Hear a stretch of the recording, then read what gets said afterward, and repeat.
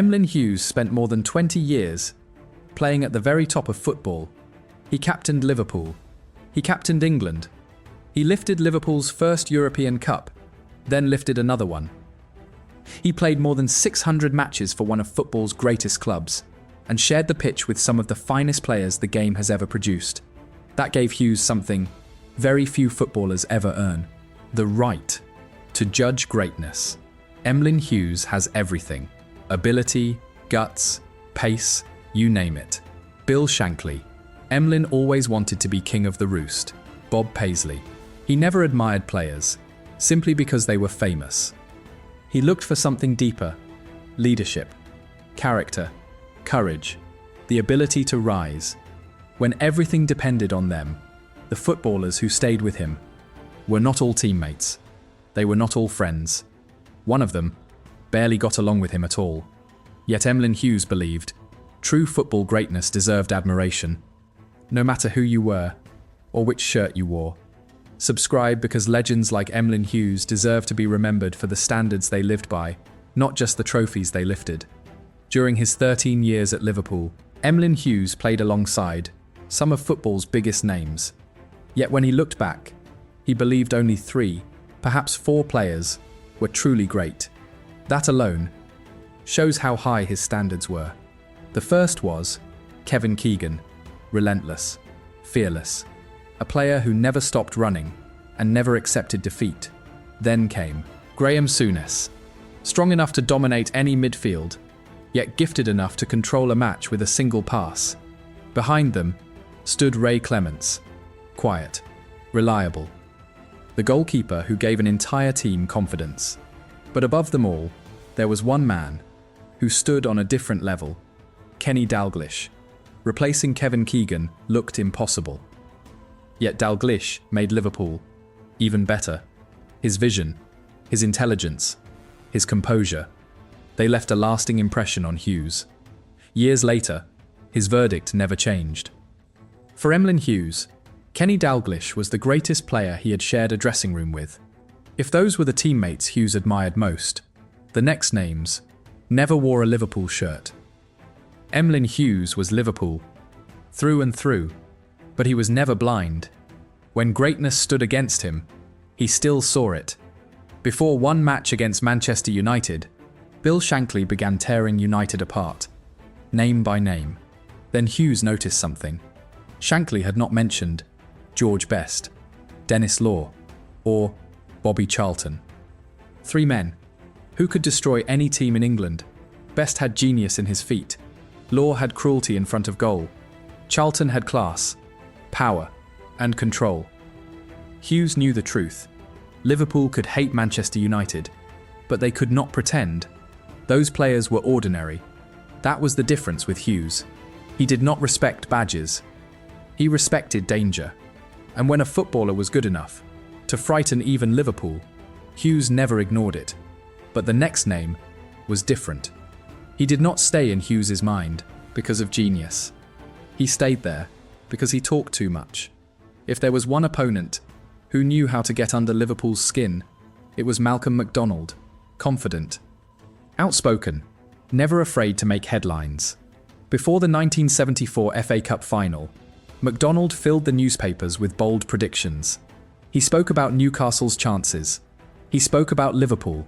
And he spoke about what he was going to do against Emlyn Hughes and Liverpool's defence.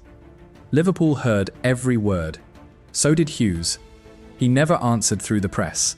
He waited for 90 minutes to do the talking. When the final arrived, Liverpool completely controlled the game. McDonald, the man who had promised so much, was kept quiet. Liverpool won 3-0. After the match, a reporter asked Hughes what had inspired Liverpool before such a huge final. His answer was immediate: Malcolm McDonald. That single reply said everything. Hughes respected greatness, but arrogance was something he preferred to answer on the pitch. For him, football's strongest response was never a headline. It was victory. Yet the most surprising name of all was not an opponent. It was someone who had worn the very same Liverpool shirt. From the outside, Liverpool looked unstoppable. league titles, European Cups, a dressing room filled with winners. But inside, things were not always so simple. Emlyn Hughes was admired by supporters. His energy was infectious, his determination never faded, and his smile made him one of Liverpool's most recognisable captains. Yet strong personalities often create strong opinions. Bob Paisley later admitted that Hughes was not everyone's favourite inside the dressing room. He wanted responsibility. He wanted to lead. He wanted to be at the centre of everything. Some teammates admired that. Others did not. One relationship became especially complicated. It involved a man every Liverpool supporter respected, a player as fearless as he was uncompromising. The tension between them lasted for years. Many assumed there could never be respect between them again, but what Hughes eventually admitted would surprise almost everyone. That man was Tommy Smith. Liverpool supporters knew him as the Anfield Iron. Fearless, relentless, a defender who never took a step backwards. Off the pitch, the relationship between Smith and Hughes was anything but easy. The captaincy change created wounds that never truly healed. The two men were never close.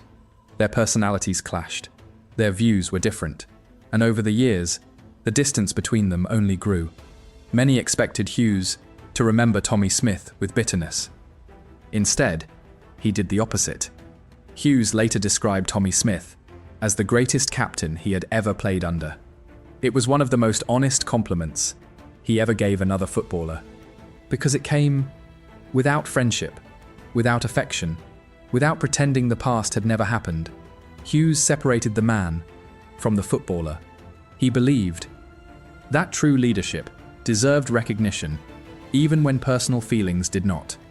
Perhaps that was the clearest lesson about the way Emlyn Hughes judged greatness. Respect had to be earned, not liked. But while one relationship was built on conflict, another endured through loyalty until the very end. For Emlyn Hughes, football never truly ended. Long after the final whistle, he remained one of the game's most familiar faces. Supporters still recognised him. Former teammates still welcomed him. And wherever football stories were told, sooner or later, someone would mention Crazy Horse. His smile, his energy, and his endless love for the game never disappeared away from the pitch. Hughes stayed close to many of the people who had shared football's greatest years with him. John Toshack remained one of those friendships. Their bond had been built not through one famous match, but through years of battles, victories, defeats, and dressing room memories that only teammates could truly understand. As the years passed, football changed. New generations arrived. The old First Division disappeared. The Premier League transformed the sport forever. But for Hughes, the values never changed. Respect, honesty, commitment, and loyalty to the badge. Those who knew him often remembered his enthusiasm before anything else. He could walk into a room and immediately begin talking about football, old matches, old teammates, old rivals.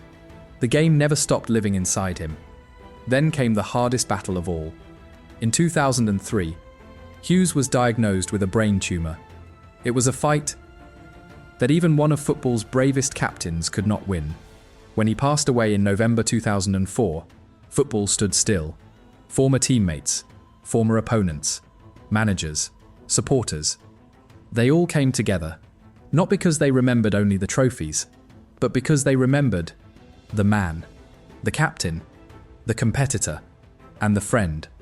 It was proof that while medals create legends, character creates a legacy. And Emlyn Hughes left both. Emlyn Hughes achieved more than most footballers could ever dream of. 4 league titles, 2 European Cups, the FA Cup, 2 UEFA Cups, the honour of captaining both Liverpool and England. But those achievements were only part of his legacy. The people who knew Hughes best rarely began by talking about medals. They remembered his spirit, his courage, his endless enthusiasm, his refusal to ever give less than everything. That was the Emlyn Hughes supporters fell in love with. He belonged to a generation when football was built on pride, when rivalries were fierce, when respect had to be earned, and when a handshake after 90 minutes meant more than 100 words before kickoff. Looking back, the footballers Hughes admired most were never chosen because they were famous. They reminded him of everything he believed the game should be: leadership, character, commitment, courage.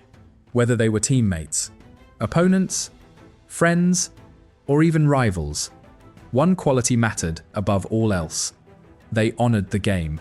That was why Hughes could praise a rival, respect an opponent, or admire someone he personally disagreed with, because football always came before pride. Even after his passing, that spirit never disappeared. Supporters still tell stories of Crazy Horse charging across the pitch. Former teammates still smile when they remember his energy. Old rivals still speak with genuine respect. Because players like Emlyn Hughes represent more than one club. They represent an era when football felt raw, honest, passionate, and unforgettable. Perhaps that is why his name still carries weight today. Not simply because of what he won, but because of how he played, how he led, and how he respected the game, from his first match until his very last day. That is the legacy Emlyn Hughes left behind. Not just for Liverpool, not just for England, but for football itself. Subscribe because legends like Emlyn Hughes deserve to be remembered for the passion, courage, and standards that made football's greatest generation unforgettable.